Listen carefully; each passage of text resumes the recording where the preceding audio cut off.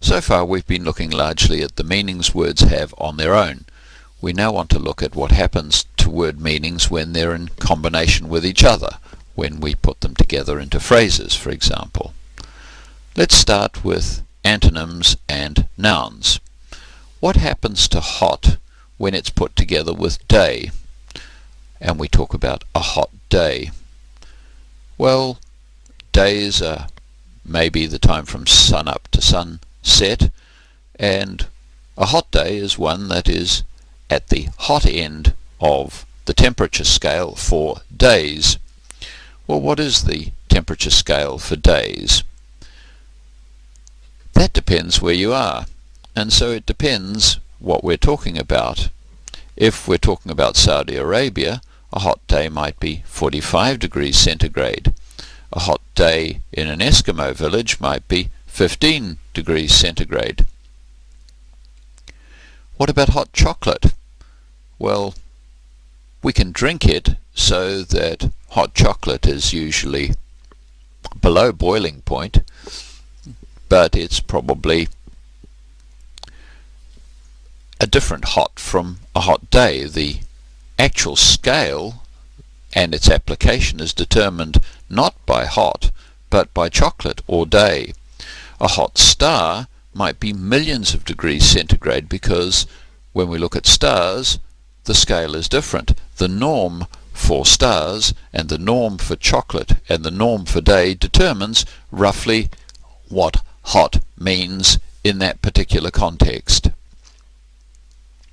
Another thing happens when words are put into combination.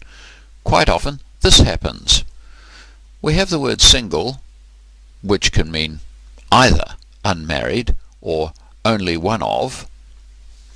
So the word is ambiguous. It is polysemous. It has more than one meaning.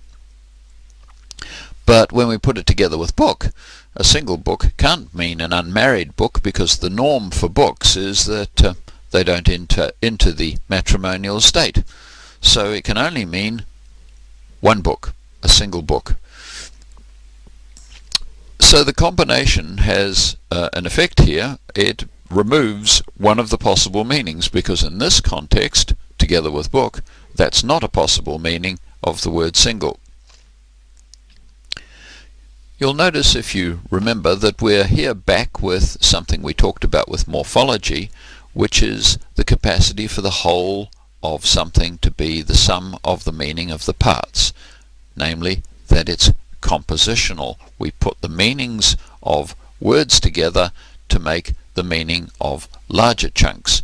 So in the case of single and book, what we have is a subset of books, namely only one of them. We don't have unmarried books. The same thing can be said for house. House is whatever a house is, and a big one is at the large end of that, namely a subset of houses are the set of big houses, the subset of big houses.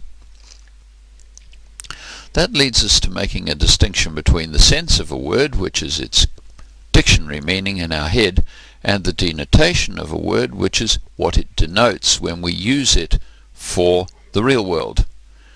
Often nouns are fuzzy sets. If we think of the meaning of the word house, it might be quite precise. The two windows at the front and the door in the middle and the chimney on top. But in fact, the set that is denoted can be a bit fuzzy. Is an igloo a house? Is a yurt a house? Well, it's not a normative house for us. Would an igloo be a house for Eskimos? Hard to say, because they might be speaking an Eskimo language. But the set of houses for us is fuzzy at the edges. That is, the denotation is fuzzy, the sense might be quite precise. On some occasions, the meanings of words, the senses of words, are adjusted on the basis of them appearing habitually alongside each other. One of the classic cases here is the word wine. If you think of wine, then wine belongs to colour categories as well as grape variety categories. Let's have a look at the colour varieties. What is white wine? Well, we've got a pretty fair idea of what white is. It's more or less the colour of milk. Well, wine isn't the colour of milk. White wine is yellowy, straw-coloured, light green, but nobody talks about light green wine. What would you like, sir? I'd like the light green wine, please. No, you say white wine rather than red wine. Well, white wine isn't actually white. The reason is that white is habitually one of the colour terms used with wine, and so its meaning has adjusted on the basis of its collocation. That is, it co-locates with wine, just as red does. Well, red wine is sort of red, but it's often sort of purpley as well. But those are just the terms we use, white and red. And so the word meanings habitually alter when you put them with wine. It's not just a case of unmarried or single in that sense.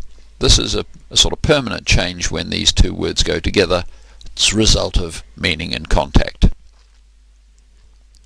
That leads us to an element of meaning which we looked at right at the outset, which is the bit of meaning that comes from saying something in context. Meanings are not just a result of what happens in the language. Meanings also result from saying something in context. An utterance is something which is actually said, or written if you like, but it's not carried by the code. The meaning isn't all carried by the code. We know that language is a code, but not all of what we mean is carried by the code. Let's take an example. There are expressions used in a language, typically containing a noun, which are called referring expressions. They are expressions used to refer to things. People, things, actions, etc. What do we mean by referring? We want to unpack that. Let's suppose that referring is something that speakers use words to do. Let's suppose that I'm sitting in a room and I say, "Could you close the door, please?" What do I mean by the door? Which door do I mean? How does the person I'm speaking to know which door I am referring to? Well, let's suppose the room has two doors. Then I'm not helping my hearer much by talking about the door. If I said the open door and the other one was closed, that would be helpful. If one of them was closed, then if I say close the door, then I can't mean the one that's already closed. I must mean the one that is still open. You'll see that in this process we're using a lot of knowledge of the context. Not knowledge of our language, but we're looking round the room and checking which door the person is wanting us to look at and do something with. So this is typical of pragmatics. It has to do with context. Referring, therefore, is something that speakers use words to do. It's not something inherent in the words themselves. How much of language is like that? Well, lots of meaning is like that. Speakers are very good at analyzing the context for the benefit of their hearers and saying, well, in order for me to be useful in communicating with the hearer only needs to hear this much, and the hearer doesn't need to hear lots of other stuff. In other words, I don't need to mention that there are 35 windows in the room when what I want them to do is close the door. As well as that, there are other aspects of meaning that come from the context. Words often have associations that come, if you like, not from the word itself, but from the way in which people think about things, their general emotional responses to them. For example, we tend to be very positive in our associations of the word home. We think that home is kind of nice. But we don't think so well of the word hovel, and it may be that exactly the same place is referred to as a home by some people and a hovel by others. I've been to Japan once, and there are certainly homes to a lot of people which other people might call hovels. What's the difference? Well, the difference is in the associations that people have, their emotional responses, which are either positive or negative for the most part. So these are also part of the pragmatics, the meaning of an utterance which is not in the message itself, not part of the code, if you like. These associations are also quite personal. They tend to change with different people. We can see that in action with processes where we try and escape negative connotations of some words. For example, there is one room in the house where humans perform excretion. Well, what is that room called? We're squeamish about excretion. We don't like to talk about it in public. We even call it excretion because we're trying to get away from the other one-syllable vernacular expressions. You all know what they are. So, we call it the bathroom, we call it the loo, we call it the toilet, we call it the little girl's room, we call it the powder room.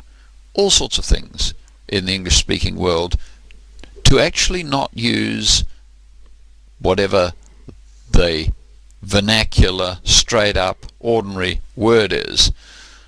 Euphemisms are ways of escaping associations and connotations which we know we want to escape in polite company. There are dysphemisms which are the exact opposite, where instead of trying to escape these connotations we kind of jump into them. And dysphemisms are very common in male-to-male vernacular talk, and obviously in polite company and on a movie like this one mustn't mention them.